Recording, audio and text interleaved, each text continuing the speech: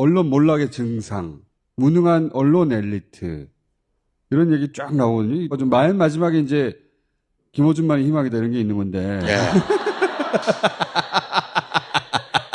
최근에 이재명 대표의 애완견 발언 때문에 시끌시끌했는데 그렇게 말하는 사람들이 많아요. 왜 그렇게 화를 내는지 모르겠어. 저는 알아요. 왜 화를 내는지. 왜냐하면 너무 무리한 요구를 받으면 사람이 화가 나게 돼 있어요. 자기들 보고 감시견을 하라는 거는 대단히 무리한 요구예요. 그러니까 이재명 대표가 잘못한 거야. 왜냐하면 지금 기자들은 지금 우리가 알던 언론이라고 제가 썼는데 우리가 알던 언론, 이제 오래된 언론, 주식회사로 조직돼 있고 오너가 있는 언론이에요. 대부분이 다. 그리고 그 오너는 엄청 부자고 광고주도 대부분 대기업이고. 그러니까 지금 대부분의 그런 언론사의 기자들은 그냥 회사원이에요. 그냥 생활인이라고요.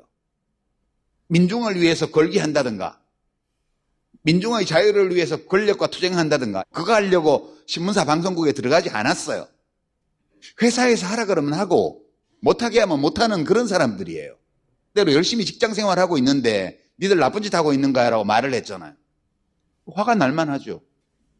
그러니까 이재명 대표가 과도한 요구를 한 거예요. 워치독을 해야 된다는 거는. 그건 옛날 얘기잖아. 자꾸 나라를 위해서, 사회를 위해서, 민중을 위해서 뭔가를 하라고 그러니까 그 요구를 굉장히 부당하게 느껴져요. 왜 우리한테 그런 요구를 하냐 이거야. 얼마나 미워. 엄청난 사옥이 있고 그 안에 위계 조직이 있고 게이트키퍼가 있고 지침을 내려보내고 또 기사를 작성하고 그거를 위에서 컨트롤하는 이것이 우리가 알던 저널리즘이에요. 저널리즘은 뉴스를 결정하는 과정을 말하는 건데 그럼 과거에는 왜 신문사 방송국만 그걸 했냐 하면 돈이 없으면 그걸 할 수가 없었어요. 시설이나 초기 투자가 필요했기 때문에. 지금 이건 뭐예요 이거 지금 집사 때문에. 그래도 뭐 요거 완전 소자본이잖아. 그러니까 소자본으로 또는 자본 없이도 대중의 이해를 받고 지지를 얻으면 무엇이 뉴스인지 결정하는 역할을 할 수 있는 시대가 됐잖아요. 이게 새로운 저널리즘이에요. 이 새로운 저널리즘은 신문사 방송국 그 설비 이런 거에서 저널리즘을 해방시킨 거거든요. 이걸 못 받아들이는 거예요, 기자들이. 그래서 저 김어준이 최강 저널리스트인데 유튜버라 그러는 거야. 무당이라 그래요. 뭐 선동가 뭐 이렇게 얘기를 해요. 저도 지금 가끔씩 이런 데 나와가지고 어떤 뉴스에 대해서 사실에 대해서 이것이 중요한지 아닌지 이것이 의미하는 바가 뭔지에 대해서 얘기하잖아요. 저도 저널리즘 영역에서 활동하고 있는 사람이에요. 근데 저보고 뭐라고 하냐면 정치인이라고 그래요. 지금도. 최근에 뭐 명예훼손으로 뭐 유죄 선고 확정됐다고 해가지고 어떤 신문에 보니까 사설에 이렇게 써놨더라고. 정치인의 가짜뉴스를 이렇게 가볍게 쳐버려도 되냐? 누가 정치인이야? 나도 저널리즘 활동을 하다가 그 사고가 난 거라고. 그 사람들은 신문사 방송국 직원이 아니면 저널리스트로 인정을 안 하는데 이게 바로 낡은 특권의식이에요. 현실과 완전히 동떨어진. 그대들 100명보다 김어준이 더 저널리스트로서 힘이 세요. 그걸 인정 안 하는 거지. 그런 거죠. 맞는 얘기고요. 이번 총선에서 지난 대선도 마찬가지지만 거의 대부분의 이 언론이 여당을 편들었잖아요. 그들이 뉴스를 결정하는 기준을 보면 민주당에 해가 되는 것은 다 중요한 뉴스야. 윤석열과 국힘당에 불리한 거는 뉴스 가치가 없는 거야. 우린 그걸 안 받아들이잖아, 총수도. 그러니까 그들이 전화 총수를 선동가라고 하는 이유는 우리는 국힘당과 민주당 사이에 기계적 균형을 지키지 않아. 아니 90% 착한 사람과 99% 나쁜 사람이 싸우고 있는데 그 중간을 지키는 것이 언론의 중립성이래. 그런 게 어디 있어요? 이 낡은 저널리즘의 규범 지키지도 않아. 어차피 지금 그 단테의 신곡에 나오는 유명한 말이죠.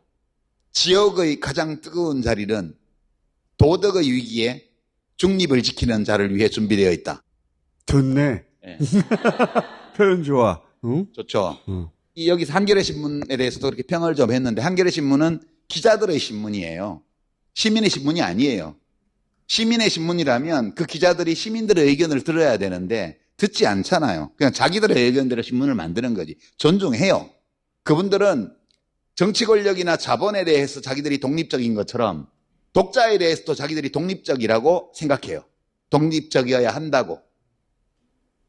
그러니까 어떤 포지션으로 가버렸냐 하면 거의 대부분의 언론이 그런 기계적 중립성조차 지키지 않게 불균형한 세상을 만들어놨는데 세상의 균형을 이루기 위해서 편향되었다는 비난을 감수하면서 싸우는 게 아니고 그냥 자기가 만드는 신문 안에서 자기의 중립성을 실현하려고 하는 거예요.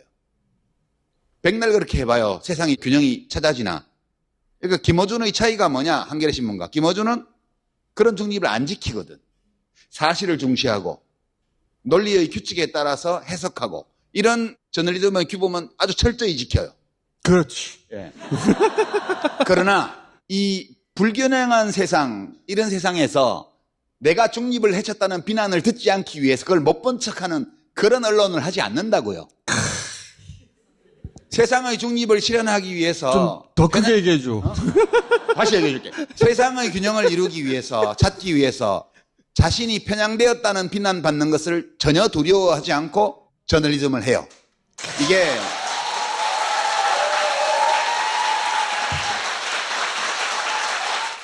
원래 120페이지. 원래 한겨레 신문을 만들 때 이런 신문을 원했기 때문에 시민들이 돈을 낸 거잖아요. 근데 기자들의 신문이 돼버렸죠. 이 한겨레 기자들은 지금도 이걸 받아들이지 않아요. 이런 비판을. 그것이 언론의 규범을 해치는 거라고 생각해요. 근데 언론 자유라는 것은 기본적으로 자유민주주의의 일부잖아요. 어떤 세력이 자유민주주의의 기본 원칙을 침해하는 방식으로 현실에서 개입할 때 그때는 이 세력과 민주주의 세력 사이에 중립을 지키면 안 돼요. 단호하게 이것은 잘못되었다라고 선언하고 그것과 싸우는 것이 자기의 사명이어야 돼요. 근데 지금 그렇게 하는 언론이 없죠. 우리가 알던 저널리즘 중에는. 뉴미디어 쪽에만 있죠. 뉴스공장이나 이런 데처럼. 뉴미디어와 올드미디어의 장점을 결합한 뉴스타파 이런 데들. 다 이게 새로운 플랫폼을 위해서 활동하잖아요. 여기 막 구속영장 청구하고 이래도 기자협회에서 한 말도 안 해요. 자기만 안 당하면 돼. 쟤들은 저널리즘 규범을 어겨가지고 지금 받아야 될 벌을 받고 있는 거야. 이렇게 생각하나 봐요. 근데 그러던 기자협회가 뭐 랩독 애완견 한마디 했다고 성명 내고 난리야. 그대들은 성역인가?